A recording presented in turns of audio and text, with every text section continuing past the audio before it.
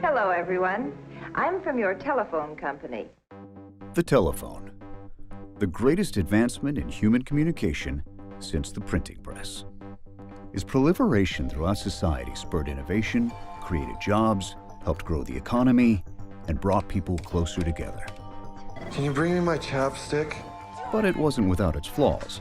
You usually had to be stuck in one place in order to use one. Give us that back! No! Stop it! Whoa! Which could be frustrating.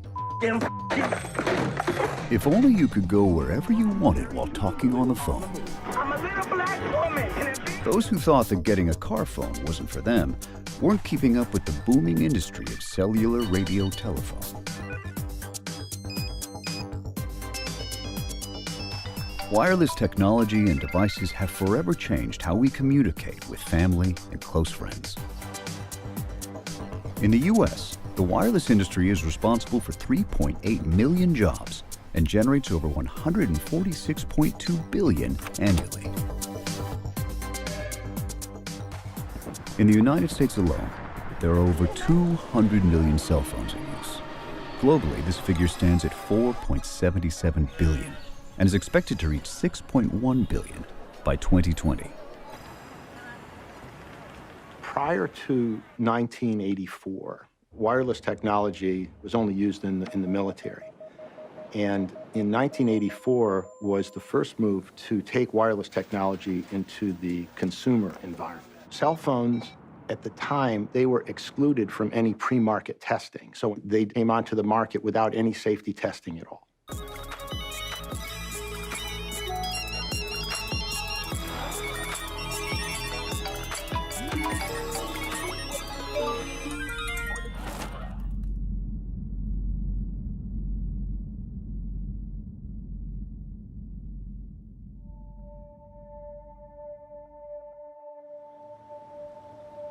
When we evolved on the planet, there was no microwave radiation other than this infinitesimal amount.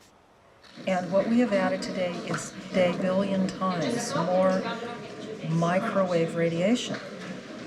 Our bodies didn't evolve with it, and we have no protection against it. So it's invisible, but it's a very real environmental pollutant.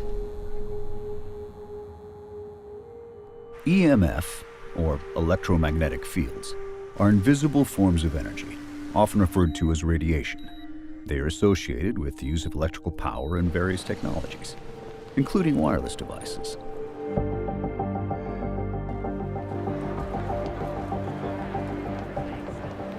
We are electrical in nature. We are made of the same stuff as everything else. We are made of atoms, and atoms are made of electrons, which are negatively charged, protons that are positively charged, and we react to electromagnetic fields. So it's not surprising that we respond to all kinds of things. So there's various kinds of radiation, and one of the distinctions that's made is between ionizing radiation and non-ionizing radiation. That distinction reflects the energy that the radiation delivers and whether it breaks up molecules as it passes through tissues. The electromagnetic spectrum measures different levels of radiation. Non-ionizing radiation emits lower energy, while ionizing radiation emits higher energy. The higher the energy, the more dangerous it becomes for our health. Most people are able to tolerate lower energy fields, such as AM/FM radio, for example. Wireless technology emits non-ionizing radiation known as radio frequencies. Regulatory agencies consider these emissions safe for short periods of time, but increased exposure could have dangerous biological effects. The light from the sun causes sunburn or skin cancer in some. Overexposure to X-rays and cosmic rays are dangerous.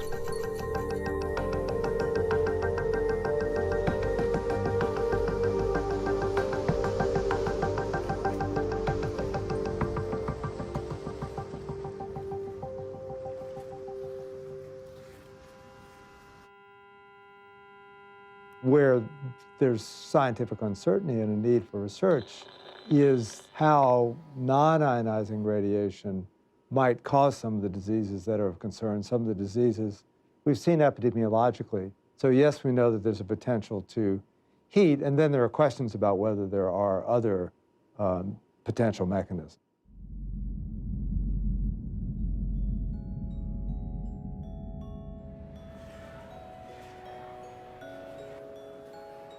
As a society, we are very fond of things that make life easier or more enjoyable. Anything that provides release from the stress of everyday life. But history has shown our enjoyment or dependence on these things can blind us to their adverse effects and influence us to ignore obvious warning signs. To date, scientists have not found any substance as contained in smoke that is known to be responsible for human disease. What cigarette do you smoke, Doctor? Smoking was a major factor. Could where you carry your cell phone make you sick? Some doctors say they're seeing evidence of cancer that could be linked to mobile phones.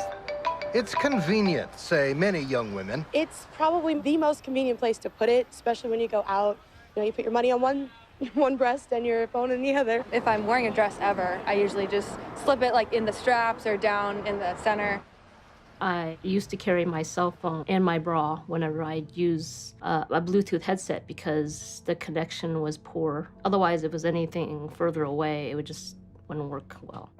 I don't have a family history of cancer, and so cancer was nowhere in the radar as far as something I thought that I would ever have to deal with in my life. I was diagnosed with breast cancer, and they found 5 tumors pretty much in the footprint of where the phone used to sit, right in this kind of center area of my chest. The morning of my mammogram and ultrasound, my husband and I were trying to locate the lump. We were going to mark it with a Sharpie so that it would be easy to point out to the person who's going to do the testing. And I pointed at one spot, and he said, and then he was trying to feel it. And he said, no, it's right here. No, I said, it's right here, not realizing at the time that we actually found another one that morning. And here we were arguing that morning, says, no, this is it. And he was arguing that was it. And we actually come to find out that morning, actually, we had discovered another one. I'm not the kind of person that's an advocate for these unusual problems. I don't go into crazy diets. I don't worry about the environment as much as I should. I really am a focused physician. But when Donna came in with her case, it kind of opened my mind. It didn't convince me there was a problem, but I remember sitting very clearly looking at her slides with the pathologist. And I said, well, how many tumors are there in this breast? She said, well, there's basically 3 dominant tumors. It wasn't until we looked at her mastectomy specimen under the microscope and saw what wasn't just a single cancer, but it was multiple cancers, but it was very extensive in a very unusual pattern. And that's when it clicked with me. I said, I don't remember seeing that pattern in anybody before. And I remember her saying she's worried about her cell phone. Could there be a connection? The best evidence that we have for an adverse effect of RF is an increase in the frequency of cancer. The wireless industry denies there's a problem, citing a lack of scientific evidence that cell phones cause breast cancer. There is no evidence, but that's because we haven't studied it. Until further data either supports it or disproves it, I would keep cell phones away from the body, and in particular, the breasts. We have cancer registries in place that quite carefully track new cancers among children and adults. They work with the hospitals, the clinics, the pathologists to identify each new case. And this is to help us understand how much cancer there is, what kinds there are, and what directions the rates are going. Are they going up or down? The question comes up, how long would it take to prove that cell phones could cause it based on the way we figured out smoking caused lung cancer? And there's no database. All this stuff takes years to accumulate. The doctors, by and large, aren't asking patients, did you put your cell phone in your bra? Yes, a few of them are, and I've had phone calls, and I've had patients come to me because their doctor made the connection. So it is happening, but it's not like with lung cancer. I think it may take longer for cell phones to accumulate enough data to really prove it's a risk factor for breast cancer.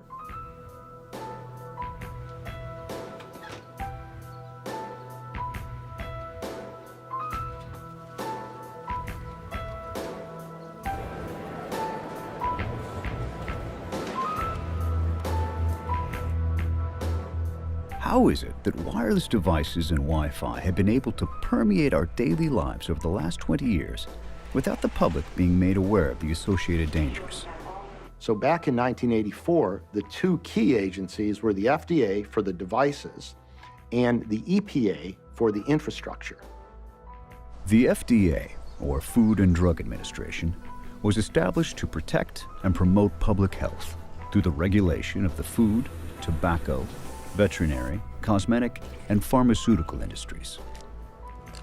The EPA, or Environmental Protection Agency, was created for the purpose of protecting human health and the environment by writing and enforcing regulations. Neither agency had any previous experience with the regulation or safety testing of new technology. Both of those agencies preempted either pre-market testing or post-market surveillance because at the time it was felt that the power was so low for cell phone transmissions that there could not be heating. And without heating, there could not be health effects.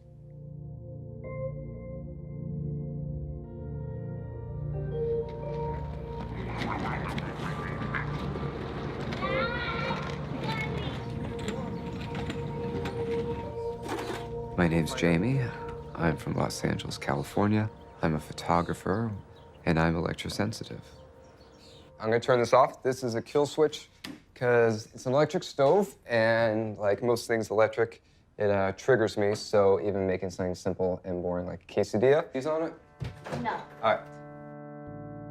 Electrohypersensitivity, or electrosensitivity, is the sensitivity to electromagnetic fields in the environment. I think when cell phones first came out, we'd have, the burning feeling, the hot ear syndrome, kind of headache, but didn't think anything about it because we were all told they were awesome and safe. Another aha moment was when we had wireless. Just watching movies on the laptop, the symptoms would start: headache, brain fog, itchy eyes. I just thought maybe I'm staring at the screen too long. I would get a zing when we drive up and down the 405. Every time, especially this tower close to our on-ramp, I would get like a zing. It's like a burning feeling. Electrohypersensitivity, or EHS, is currently not a recognized medical diagnosis. Experts are still divided as to its validity, and the World Health Organization claims there is no diagnostic criteria to link EHS to exposure to electromagnetic fields or microwave radiation. I was diagnosed with EHS in 2011. I became electromagnetically hypersensitive in 2009. There are many symptoms, but when I'm in a high EMF environment or in a place with a strong Wi-Fi, first it starts off with a burning sensation in my forehead. Dizziness, fatigue. Pain in the back of my head. Right in my neck and a headache. And my muscles start pulsing or vibrating. Where I feel like I'm going to throw up. Heart palpitations, breathlessness, feeling faint. I left my home for 3 weeks and I didn't have a headache the entire time I was gone. I came back into my house. My headaches returned immediately. Microwave radiation is the ultimate pollutant. You can't see it, you can't smell it, you can't hear it, but you can feel it. Electrosensitivity is something that people have started to describe in recent years, and there are very few studies of it, let's put it that way. But a study was done down at the University of Texas by Dr. Ria, where he had people in a room and actually exposed them to radio frequency signal. And he was able to show bona fide cases where people could identify correctly when the field was on and when the field was not on. If there was somebody that was questioning whether this is psychological or biological, I'd just say, come live with somebody who's sensitive. It's not even that he's thinking about it and then starts to feel ill. He'll start to feel ill and then we'll notice, okay, something's off. I think a lot of people are having these types of symptoms and have no idea what's causing it. There are so few physicians that deal with any of these issues, and most of them are very expensive. But those are the people that even know what's causing their problems. And there's a lot of people who, when they even do figure it out, those around them are skeptical, and so they don't have the support. Now, what's the difference between me and somebody who's electrosensitive? My body was able to adapt. Why? Well, there are genetic reasons, there are epigenetic reasons. So when you put adaptation into the equation, Now it's even more complicated because the signals don't affect everybody the same way.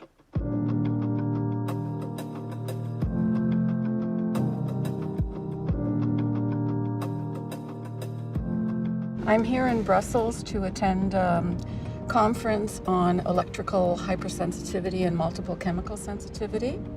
And the reason that we're holding this conference is because there are so many people suffering from environmental illness, and it's important to get the scientific community together with the medical community so that we can help people recover from electrical hypersensitivity. My background is as a neuroscientist. I've studied the central and peripheral nervous system.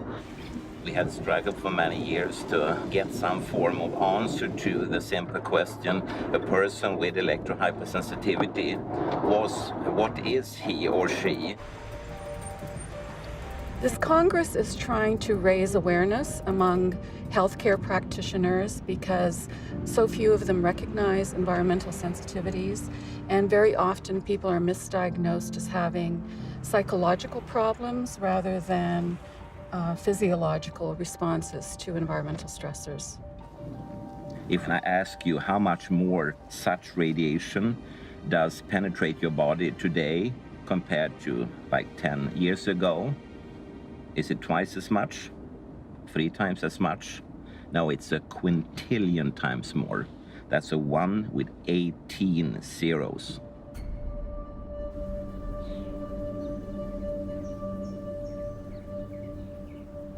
We've been looking for a house on and off for like 6 years now.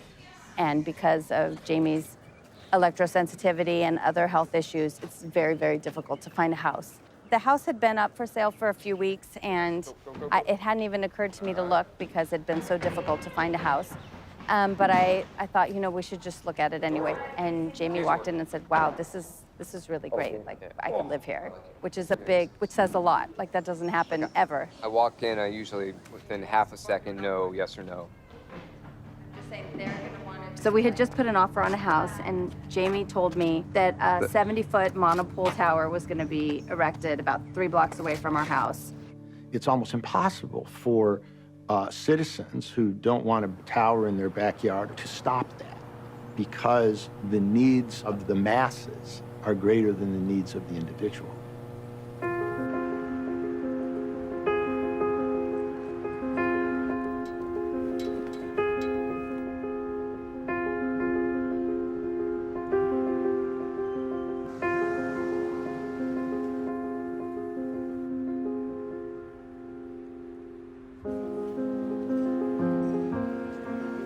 I think it's an interesting area for me personally as a doctor to learn more about the electrosensitive syndrome.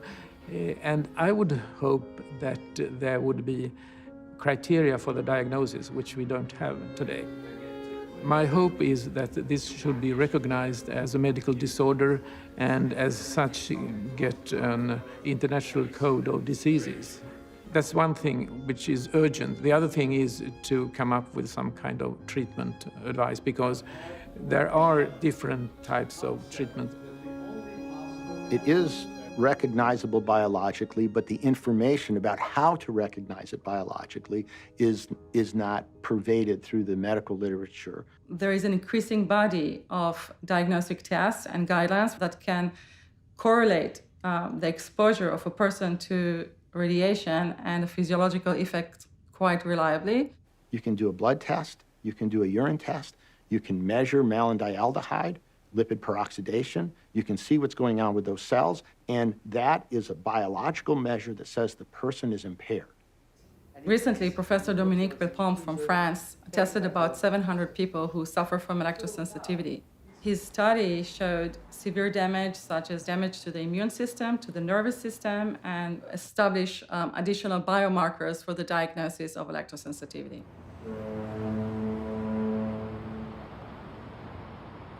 I became very involved in the cell phone brain tumor issue in 2008 when my husband was diagnosed with a brain tumor.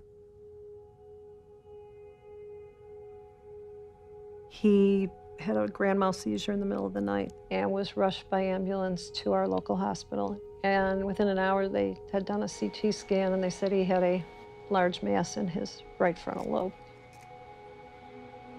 He had to wait, though, about 2 weeks for surgery. And what was really remarkable was that our son had worked for Senator Ted Kennedy. He was an intern for him. We've just learned here in the last hour or so that Ted Kennedy has a brain tumor. That news. So my son came in and he said, "Mom, I have to talk to you about something that's really bothering me." They think it was his cell phone. And I was just stunned because my husband was a heavy user of a cell phone. He always held it to his right ear, and his tumor grew. It was his right frontal lobe. I remember that night I sat up all night long searching the internet, and I found all this information that I had no idea existed. And there were studies about it, and there were scientists in Sweden, and there were other people who were talking about how cell phones were causing brain tumors. They were talking about cell phones and brain cancer. We don't know why they're harmful, right? Cheryl Crow was recently diagnosed with a benign brain tumor. It's in my cell phone area, and there are no doctors that will confirm that. But There's no way to say that cell phone use is safe. The public generally assumes that if one is selling something on the market, that we have had assurances that that device is safe. There's truth and there's justice. The science is all about truth. Let's go find the truth of whether or not there are dangers and all of that. That's the truth part. But the government and regulatory authorities are all about fairness. When cell phones first came into consumer use, the purpose was to carry the signal wirelessly only a little ways, and then to convert the signal to the wired infrastructure that we had on landline, phone lines. But when we began the process of moving to digital signal, we had to have a different kind of infrastructure. So recently, the past year or two, there has been a lot more cell towers popping up and down all over the place. So there's the existing one right there. Not sure whose it is. So there she is right there. There she glows. In 1985, the total number of cell phone towers in the United States stood at just 900. Today, that figure stands north of 215,000.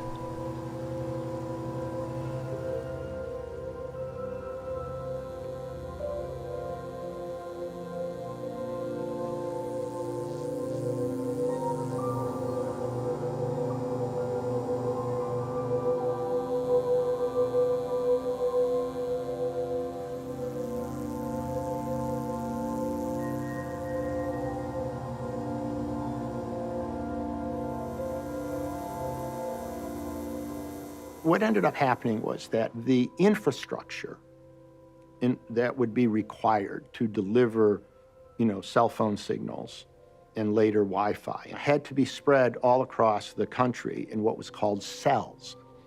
That's why they called them cell phones, by the way. It looks sort of like a beehive, so that every cell was like one of those little circles in a beehive. And what would happen is that the signal would go to a base station, and then as long as you were within the cell on your phone, that cell tower would be handling your call. But as soon as you moved into another cell, it would hand off the signal to the next cell tower. And that required an infrastructure so that there's always a transmission and reception loop between the cell phone and the infrastructure or the closest base station. That's also how the base station knows where you are. If you have good signals in Maryland, but you don't have good signals in Virginia, Maryland would have a commercial advantage in business. It's about fairness. And when you go back to our Constitution, the Commerce Clause is one of the big fairness clauses. So it became a federal program to build out the infrastructure. That was the rationale for the federal government being able to come in and, in effect, in some cases, step on the rights of individual citizens in order to build out the infrastructure.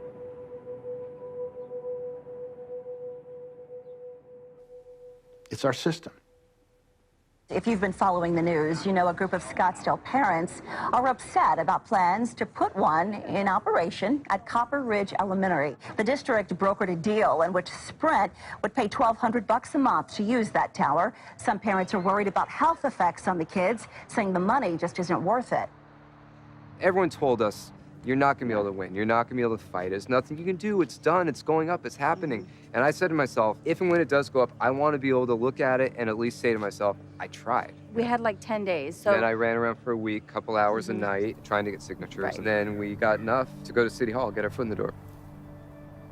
my message was that if these cell towers were not safe enough for the fire department to have them where they live and work, then why is it safe enough to have near 3,000 children who go to school and live in the immediate area? That's how it came to pass, that we were able to stop the tower. I live and breathe by this technology. I want to watch something while stuck in the car. I want to be able to justify being stuck in traffic and call my mom or grandma on the phone. It's a typical human thing that, you know, we have new technology, we get very excited about it, we use it, we push it really far, and it has great applications. However, many of those often come with health considerations. And so once those become more evident to the general population, then we hopefully force the government and scientists to come up with a safer way of using that technology. Today, our world is being remade, yet again, by an information revolution, changing the way we work, the way we live, the way we relate to each other. With the stroke of a pen, our laws will catch up with our future. In 1995 and 1996, we began the process of a new Telecommunications Act. And the Telecommunications Act now was, for the first time, written to put the FCC in the role of a policing agency. But the FCC's job as a commission was fair and equitable use of spectrum. The FCC was not a policing agency, had nothing to do with safety, had nothing to do with monitoring, only to make sure that the different phone companies didn't cheat each other. That's an important point, because it was the industry that lobbied to have those changes made. Recognizing the regulatory void that existed, the cellular industry strategically positioned itself to be influential in the kind of research the government would be carrying out on its products.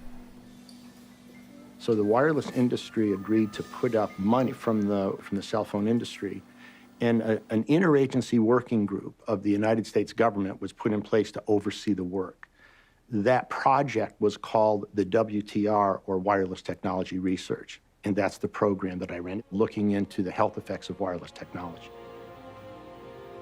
This program was put in place under what we would call a regulatory paradigm. Ordinarily, in a regulatory context, new technologies would be tested extensively before they reached the marketplace, in order to make sure that they didn't present any dangers to consumers. In the case of cell phones, and the wireless industry as a whole, this crucial stage was bypassed. This meant the regulatory agencies were forced to rely on post-market surveillance. There was an argument going on between the EPA and the FDA, and the FCC was in the middle of it, about the safety standards that should be put in place for analog phones. And that standard was the specific absorption rate. SAR, or specific absorption rate, is a measure of the rate to which energy is absorbed by the body when exposed to cell phone radiation. The smaller the body, the greater the exposed area. But the standard was based on microwave oven studies from the 70s and 80s. Was really not relevant to anything other than heating effects. When they did some safety testing, the device that's had the most testing is probably the mobile phone. It's one of the first devices that emits this kind of radiation. And they built a model that they called SAM, standing for Standard Anthropomorphic Mannequin. But bizarrely, what they did was SAM was based on the 90th centile of military recruits. So he wasn't representative of a child or even a woman, or actually an average man. This guy, just his head weighed 5 kilograms, which is more than some children's entire body. I think the thing that surprised me most and really kind of caught my attention the most, which I hadn't realized, is that the manufacturers actually tell people in the instruction manual, which I'd never read, not to put the cell phone against your ear. The advice in the phone tells you to keep it off the body because phones are tested in 2 positions. They are tested next to the head and next to the body. When they're tested next to the head, they're tested with a spacer. It used to be 10 millimeters away from the head. Now I think it's 6, but the point is there's a space between the phone and the head. The industry has succeeded in getting the FCC to accept an approach where the phone is not used like this. And you know that this is exactly how most people use phones. In that time frame, in 1995, 1996, it was really the industry that was pushing for the SAR standard. And the reason was because they knew that they could easily meet the SAR standard. If you got into standards that were biologically based, actually looking at health effects and all that stuff, the industry was worried. We do have one finding in experiments that indicates the potential for genetic damage coming from radio frequency radiation, such as that comes from the phones.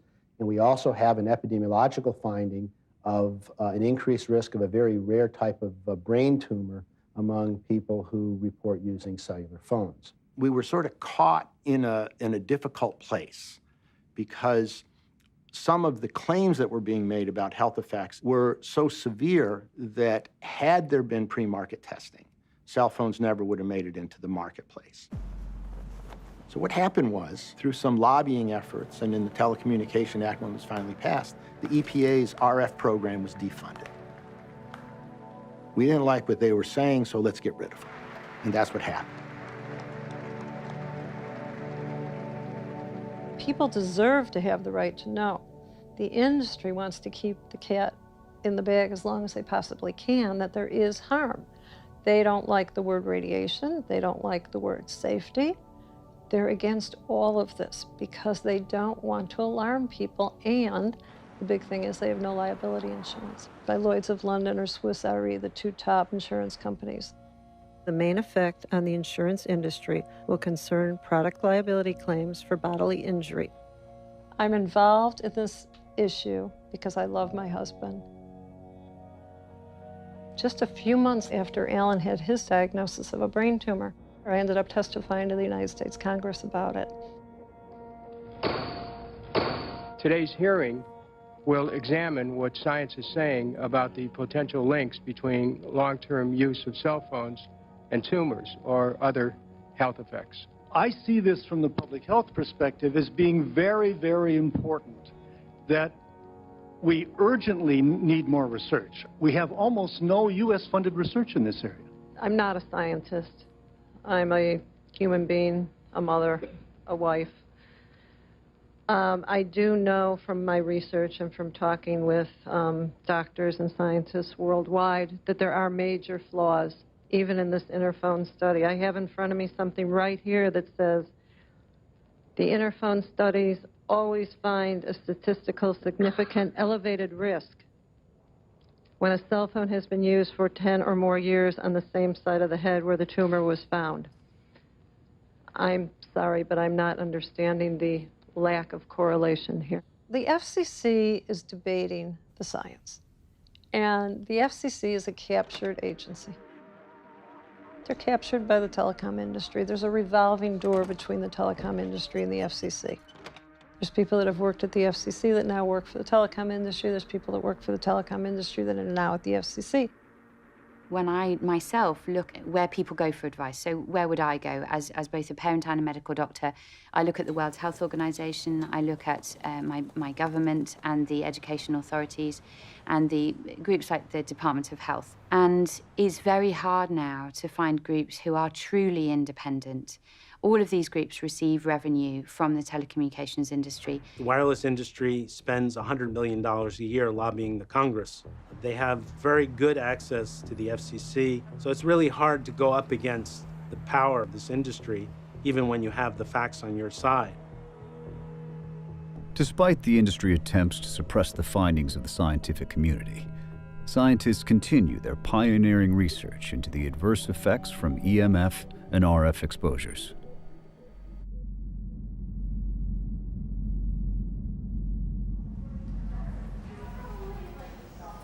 We're having a serious problem with global fertility reducing. There's evidence now that men who use cell phones They have deformed sperm, they have sperm that moves much more slowly, dies much more quickly, and all of this is going to affect their ability to successfully impregnate their partners. Men who carry their cell phones in their pockets are carrying them right next to their testes, and the sperm cells are vulnerable. In autism, we see de novo mutations, which is mutations that the babies have that the parents don't have, and that can be caused from genetic damage. There's been a study done in Iceland where historically they have a usually homogeneous population when many of the people are related, so they have similar DNA, and when something is bad, it'll stick out like a sore thumb. They took, I think it was only 78 children, and half of them were autistic, and they analyzed the DNA of the child, and the DNA of the mother, and the DNA of the father. And they found that they had some mutations in the child that were not present in the parents. And the reason for that is very simple. Girls are born with all their eggs in an ovary, so it's pretty much guarded until puberty. The testes are exposed, it turns much more accessible to radiation, and as a result, they get irradiated. And the interesting thing is that when a spermatocyte gets irradiated, it keeps on making sperm cells with the mutations.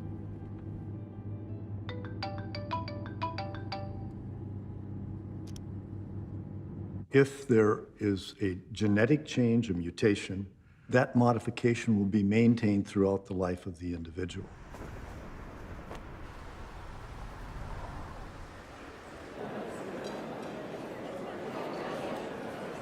I am a pediatrician, but for the last 10 years, I decided to work on epigenetic, on cancer research, because in the last 20 years, cancer is increasing in children, and not only cancer, because a lot of chronic diseases are increasing in childhood. We have an increase in autism.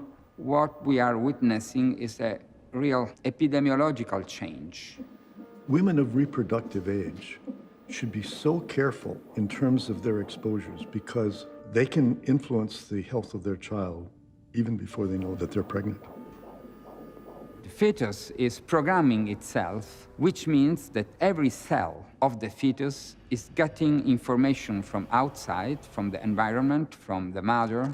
All these can make a sort of mismatch in his programming. Of all the stages of life, the fetus is by far the most vulnerable. And that's for multiple reasons. First of all, the fetus is growing cells rapidly, so cells are dividing rapidly. So if there is an exposure, that can influence the fetus and can alter the whole lifespan of the subsequent child. The fetal programming is very important for every tissue and for every organ. The most important thing that we are trying to understand is the way in which the brain is forming in the fetus. When something appears to be caused by an environmental influence, one ought to figure out what it would cost to take care of it or to do something to ameliorate its effects, and how it compares to what would happen if we did nothing, and we'd have to do the cleanup work afterwards. And in 2007, we published the first bioinitiative report. And that report is basically an encyclopedia or a compendium of all the science in public health that comes to bear on the issue of whether EMF and now radiofrequency radiation are in fact cancer-causing and are perhaps a cause of neurological diseases like Alzheimer's and cognitive problems and developmental problems in children like autism. So scientists decided it was time to counter the industry claims that there is no evidence. Now, the thing is, it came out, and there were a number of people who didn't like it because they said, first of all, it's not an authorized group. I don't know what they want in an authorized group. They want a bunch of fat cats or political characters. These were scientists who were talking about the stuff that they're working on. The bioinitiative has been criticized, and it was also considered pretty good. And one of the people who considered it pretty good was the European Parliament, who used that as an argument for saying that one ought to look at the electromagnetic safety standards. Today's research struggles to keep up with the technology, as more and more aspects of our daily lives become dependent on wireless devices. This is particularly true for children, many of whom have known nothing else other than the age of smartphones and tablets. A little more than 10 years ago, my first grandson was born, and when he was 9 months of age, he could find a cell phone, turn it on, and play a game. So I was, of course, very proud of how smart he was, but I began to look into what we know about the developing brain and how it is affected by different things. I'd been a CDC advisor on lead poisoning, and I knew that the brain doubled in the first year of life, and that we go to great lengths to protect children's brains from lead poisoning. And here we were exposing them to something that had never really been tested. So the more I looked into this, the more concerned I became. I found that Sir William Stewart, who had been Margaret Thatcher's key advisor on chemical weapons, had concluded in a report for the Royal College of Physicians that cell phones should not be used by children aged 16 and younger, and that we really did not have adequate safety information. The more research I did, it led me to conclude that we really didn't know a lot about this device, and it was being proposed and heavily marketed around the world, and this was now 11 years ago. We have a number of barriers in our body to protect important tissues, and we have ones in the brain to protect the brain from toxins and bacteria, heavy metals. And what this means is that some of the toxic things that can be transported in blood don't cross into these very sensitive tissues, so they have barriers. In the case of the brain, it's called the blood-brain barrier. In the early work with microwaves, Alan Fry, who was one of the early workers in this area, published a paper where he found that when he put a dye into the blood, shortly after exposure, you suddenly found it in the cerebral spinal fluid. Obviously, what happened is the blood-brain barrier had leaked. The blood-brain barrier leakage is apt to be a rather important effect in terms of the pathology that can result from people, because if you're going to contaminate the environment of the brain, you can expect all kinds of odd things to be happening on exposure to EMF. The exposures from the time you're conceived, the things that you get once you're a baby, the baby monitors that your parents, in all good intention, put next to your head, which is like living next to a cell tower. I think of autism as an overload of the brain where the genes can set you up, whether you fall off the cliff into severe autism, whether it's mild autism, whether it's sort of behaviorally, cognitively challenged. It's a cascade of things that go wrong, that pile up, and then the brain, as I see it, reaches a tipping point.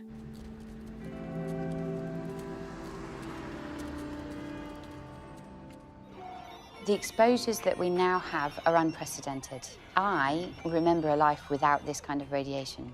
But the children that we have now are going to view the internet the way that we view electricity. They'll think that it's just something that, of course, is okay, because they never knew life without it.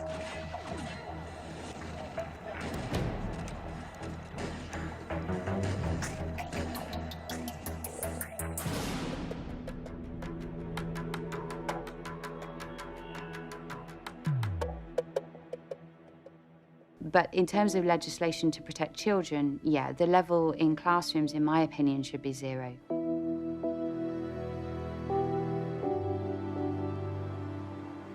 We are the second largest school district in the nation. With the demands of the school district and the demands of getting the kids into the 21st century, the school district, the Board of Education in particular, asked the Office of Environmental Health and Safety to take a look at wireless in all its classrooms. And so the district, wanting to move forward with the technology, wanting to meet the demands of the state in terms of the testing that needs to be done, we need to look at how we can accomplish that. And certainly Wi-Fi is really a good fit and a good answer for it. But again, we need to look at that in terms of its safety. And a lot of people claim that even at very low levels, there are adverse health effects associated with these radio frequency exposures.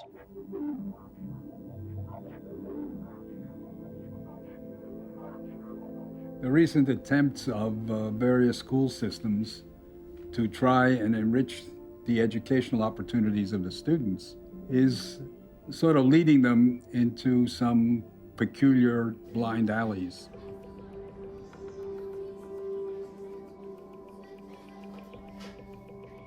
The particular concern is when you have a wireless classroom in schools.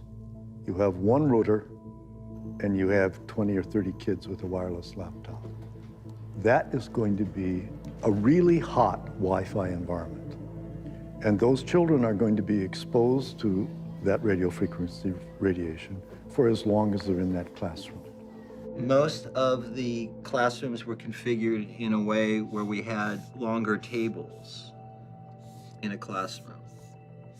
We took some basic information about the devices we were going to buy, the end devices or the tablets or the laptops, the access points or the antennas in the classroom, and you do some calculations based on standard formulas and kind of a model. And basically we took everything that we knew we were going to acquire before we acquired it, and we did some calculations to make sure that the levels were low. Typical configuration, we had a number of rectangular tables that were situated across the room. We had students that were located around each one of the tables. The district felt that we should establish our own internal threshold for acceptable exposure. And so what we've done was we've looked at the available research, and the district has set a threshold of acceptable exposure at 10,000 times lower than the current FCC standards. 25 years ago, when the FCC standards were adopted for thermal effects, we didn't have all of these wireless devices, and the impacts on health weren't epidemiologically visible, which they are today. These are cell-level effects. These are effects on your DNA. They got nothing to do with the level of power, you know, how much punch we're packing to actually heat up a piece of tissue. And this is the part that the FCC won't admit. The standards that we should have are standards that take into account non-thermal, low-intensity effects at 1,000, 10,000, 100,000 times lower. So the phase one of our program rolled out. A number of schools received these end devices, access points were installed, and students began to use them. So what we did was we actually went into the field and we actually took measurements in the classroom. Initially, we would walk through here, getting readings from both sides. We do on the outside the same, we do on the back side the same. Here to get a general feeling of the overall ambient. We focus on the router that is on the ceiling, but we're forgetting to think about all of these 25 additive energy producers in the room. Far exceeds the amount of energy being produced by that single wireless router that's on the ceiling. One piece of this is particularly important, and that is the tablet itself. These tablets are extremely high radio frequency emitters. They have either 3 or 4 or 5 antennas built into the areas where you can hold one. When I looked at the Apple User's Guide, and if you take the time to scroll through it and you look at radio frequency radiation issues, there's a paragraph that will light your hair on fire because it says, a small percentage of people may be susceptible to blackouts or seizures. Discontinue use of iPad and consult a physician. If you experience headaches, blackouts, seizures, convulsion, eye or muscle twitching, loss of awareness, involuntary movement, or disorientation. They test these devices and the FCC receives information. There's a number of different tests that they do. And we found the higher concentrations of the higher field strengths were located when we put the probe located right here in the center. And this seemed to produce some of the higher field strengths right at the task level in the center of all of these end devices being used.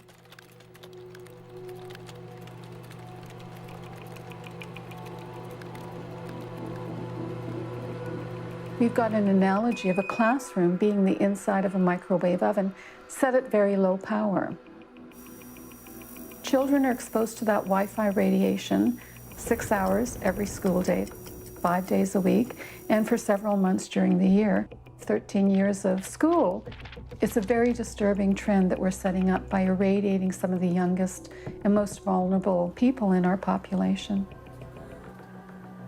Most parents are oblivious to this whole issue. They think Wi-Fi in schools is the greatest thing since sliced bread because they have no understanding of the concern. The parents of a 12-year-old student are suing the Fay School in Southborough, claiming the private school's Wi-Fi made him ill. They say he has electromagnetic hypersensitivity syndrome, and radio frequency emissions from the school's strong wireless network has triggered headaches, nosebleeds, and nausea. I used to be the Ashland Education Foundation president, and I ran 7 different campaigns to bring technology into Ashland Public Schools over the years. We have something in Ashland Public Schools called Best Practices for Mobile Devices. In our classrooms, when we're not using the Wi-Fi, we should be turning it off.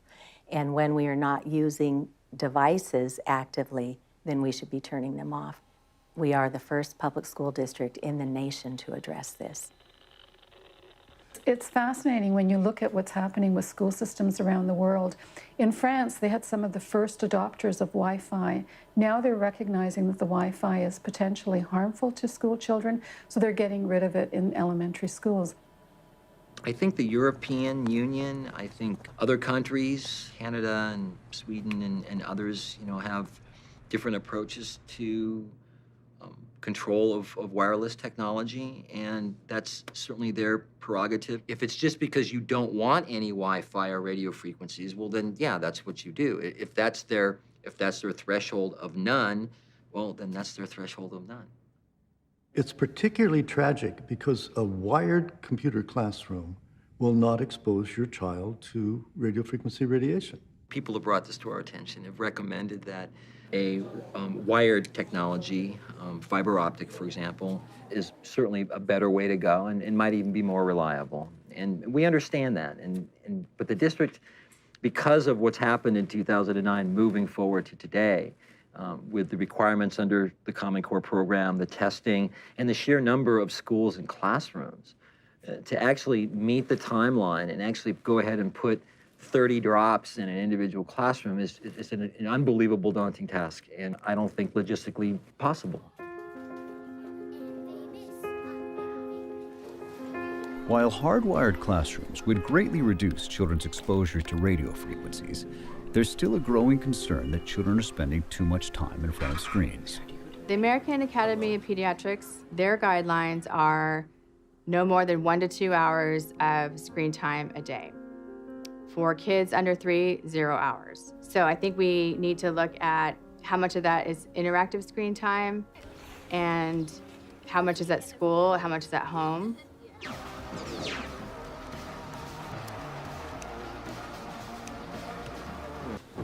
Kids become addicted to their signals.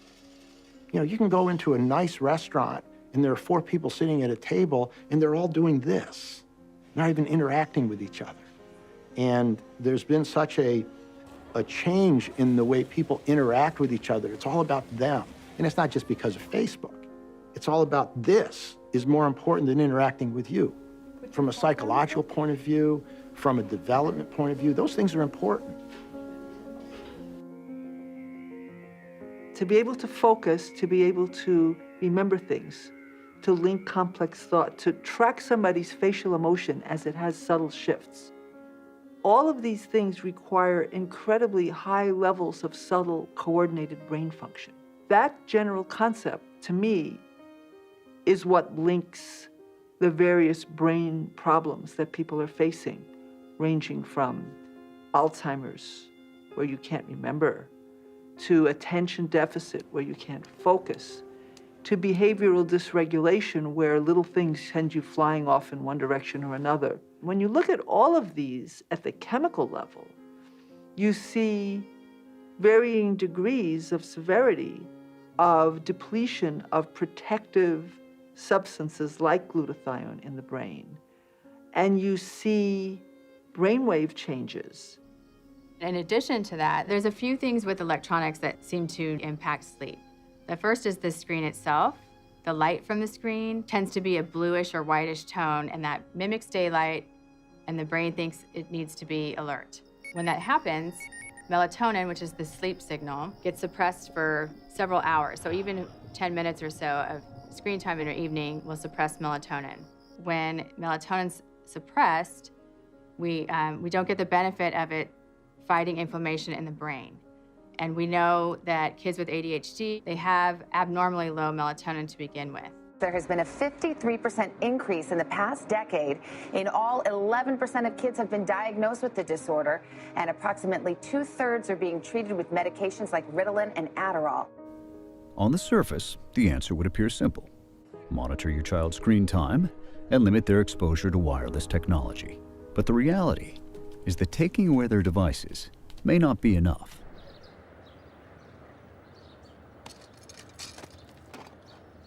Smart meters are the new or newer meters that are replacing the analog meters on your home, electric meters and gas meters. It uses electromagnetic frequency to send DTE information about power use. This gets rid of the need for meter readers and notifies the power company about outages.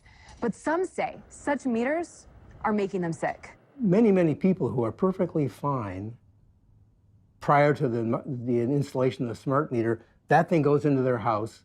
They can't sleep, they have headaches, they have depression, and it's coincident with the going in of the smart meter.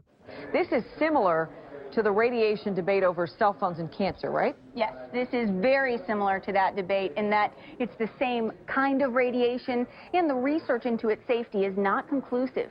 But here's the big difference. You can choose how often you use your cell phone, right? But with smart meters, you don't have a choice.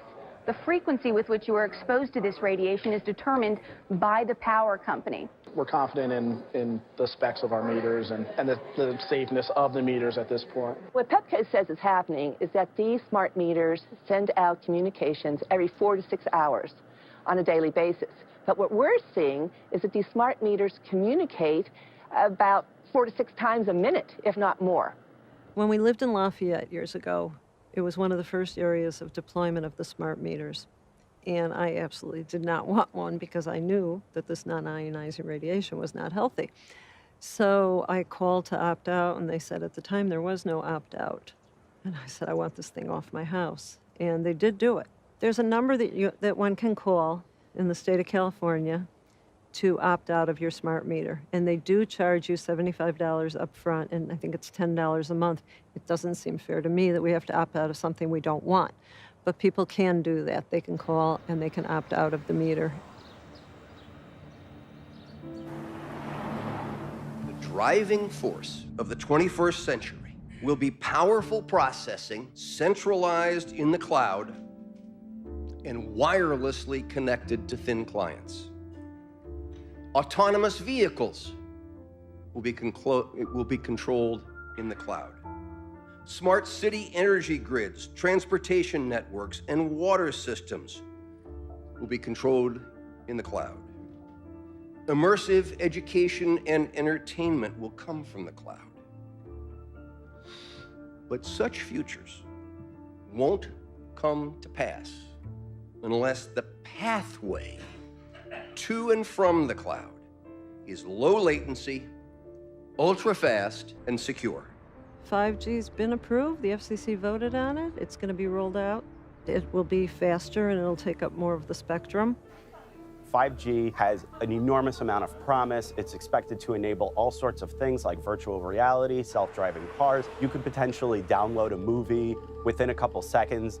With 5G comes the small cell equipment that they're going to be putting on every pole in every city, right outside people's windows, or on fake mailboxes. Nobody has taken into account the cumulative radiation that we are all getting, especially children. And there were no pre-market safety testing on any of this. So many people involved in the science around this issue are out there arguing for massive change to everything, from, tearing down the structure that we have of regulation and public safety, to getting rid of technology, to doing all kinds of things that are extreme. Fact is, none of those things are going to happen. So what can we do now? My son, Zach, and I created California Brain Tumor Association. And the reason we did this was after we started hearing from more and more people who were affected by this, we wanted to start raising awareness about this. And we were able to get cell phone right-to-know legislation passed unanimously in San Francisco. We try to say that it's not about the science, because we always get pushback from the legislators. Oh, the FCC says there's no, conclusive evidence. Unfortunately, the National Institute of Health, these are captured agencies. So we try to say that it's really about giving people the right to informed decisions. And what that means is that the warnings that are now hidden in the phone or in the manual that nobody knows about and sees, if you read them, would be given to the consumer at the point of sale so that they can make informed choices for themselves and for their children as to the safest possible use. So the city of San Francisco passed this law unanimously, and then the industry, the CTIA, Cellular Telecommunications Internet Association, came in and sued. Cellular Telecommunication Industry Association's argument is that it's a violation of their First Amendment rights. They're saying that this is allowing speech to be given to consumers at the point of sale that they are not okay with it. And then it went to the federal court in a non-published decision. They said it violated the cell phone industry's First Amendment rights because it was compelling speech that they didn't want given out at the point of sale. So now we've had similar legislation passed in Berkeley, but what we did here is we learned from our mistakes in San Francisco. San Francisco did overstep their boundaries a little bit in that they had warnings that they were going to give out to people saying, limit your use. Children should not use cell phones. Turn your phone off when not in use. So what we did in Berkeley is have Harvard constitutional law professor Larry Lessig help with the legislation so it would stand up in court. The city expects the industry to file a lawsuit. This proposal would irresponsibly alarm consumers into questioning the safety of cell phones. And of course, the industry did sue just a couple of weeks later. Here it is. It seems kind of short-sighted. If we look at the tobacco industry, they got behind the warnings eventually because their lawyers told them it's in their best interest. Because when these product liability cases come to trial, they can always point the finger at the consumer and say, well, didn't you read our warnings? We warned you. This stuff is harmful. So be straight with me. Is it true?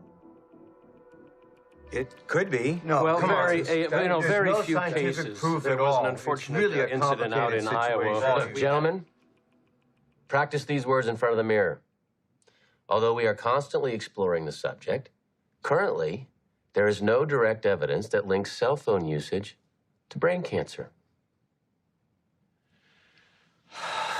What is this direct evidence that they, in the movie, concluded didn't exist?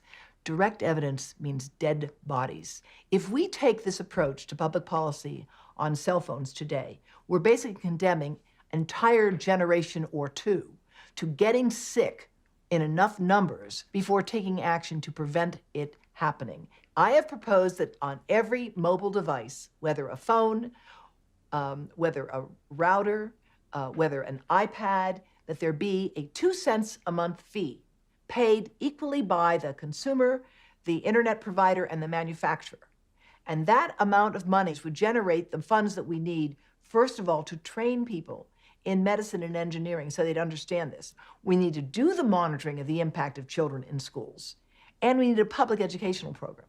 It really has to be solved more from a regulatory point of view, more from a population-based point of view. Good evening. The World Health Organization today said cell phones are possibly carcinogenic. People are hearing that the World Health Organization, that's the medical arm of the United Nations, is sounding the alarm about cell phones. It puts it in the company of several other kinds of things, like lead is also a possible carcinogen, according to the WHO, as well as engine exhaust and chloroform. You have to see it in the full context of the evaluation scheme. Group 1 means it is established that it's causing cancer in humans. We are 2 steps below, which is 2B, that at the time we cannot confidently say that it's clearly causing cancer in humans. That classification has been done in 2011. And since that time, we have at least 2 large studies suggest that it should be reclassified as at least group 2A, or some people believe that it should be reclassified as group 1, so it's 100% carcinogen, in other words. The classification means there cannot be an assurance of safety, and it signals a need for more research. And then for some, it would signal the need for being precautionary in terms of handling this exposure. In view of our present scientific knowledge, we hereby stress international institutions, particularly the World Health Organization, to recognize EHS and MCS. Although our scientific knowledge remains incomplete, we unanimously acknowledge this serious hazard to public health, urgently requiring the recognition of these two pathological disorders at international level.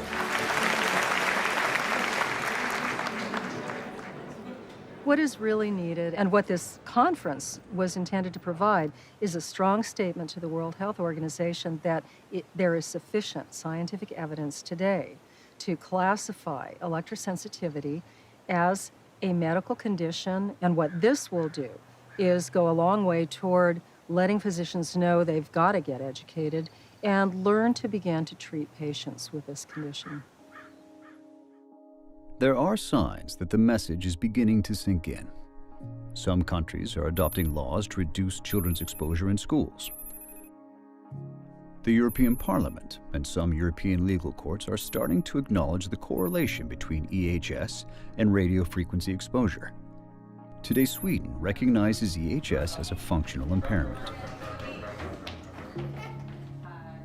If the World Health Organization recognized electrosensitivity as a real thing, I think it would help in a lot of ways. You know, if talking to teachers about it, if you could show them, it's not just me, the parent, it's the doctors, the scientists. I think financially it would make a difference. Financially would make a difference, I mean, if it was something that health insurance companies recognized and we could have, right now all the treatments that he does is purely out of pocket and it's quite expensive. Yeah, I've been addressing a lot of issues with myself health-wise, mold in my system, chelation, getting metals out of my body. But I've noticed since the past year that I've been doing all this that my sensitivities have gone down. I don't feel like a text from across the room.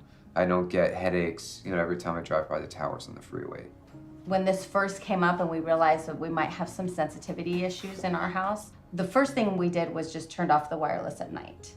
And that seemed like the easiest first step. We hardlined completely and we have the plug-ins. Yeah. Here's what helps us hardline. Plug it into here. Signal's going through the walls. And it's gonna come out here.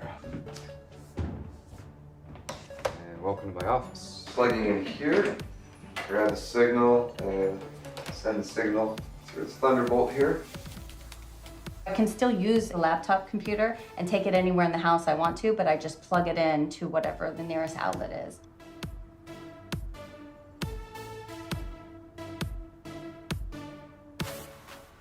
These are all things that immediately will reduce your exposure. Use a wired earpiece. Concentrate on speakerphone. The worst time to put a phone right next to the head is when you say hello, because it's programmed to go to max power.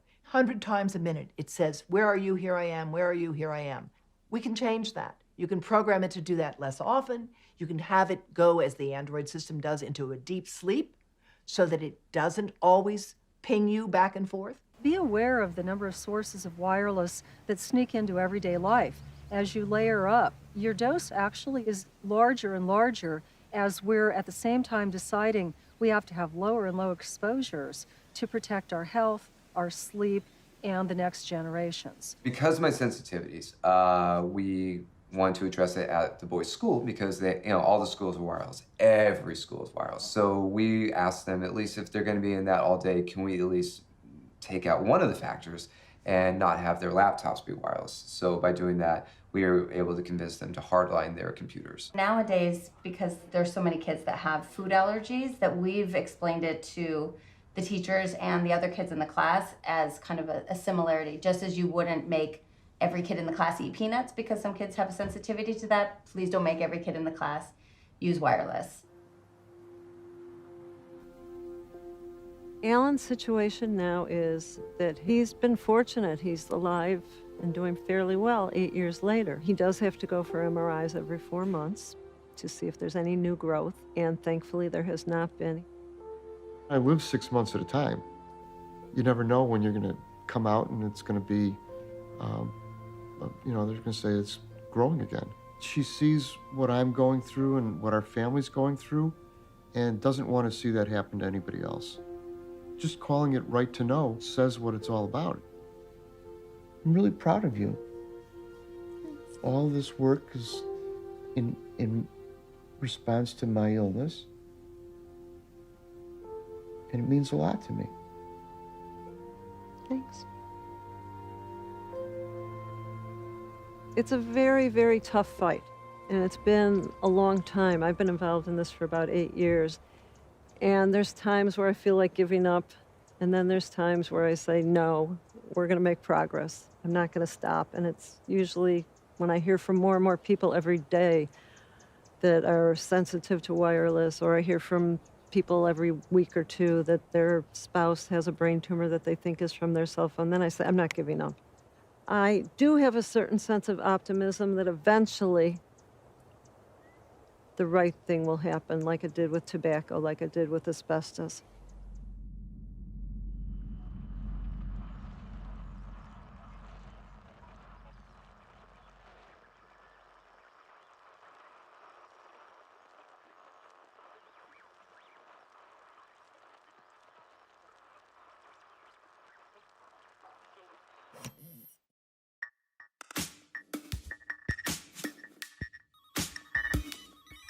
Every day, new technologies enrich our lives. 5G and all its wonders is coming to a lamppost near you. So take precautionary steps to reduce your exposure. Whenever possible, favor good old-fashioned wired connections. Use airplane mode as much as you can. And before you go to sleep, remember to turn off your Wi-Fi routers and all emitting devices. Make a change tonight.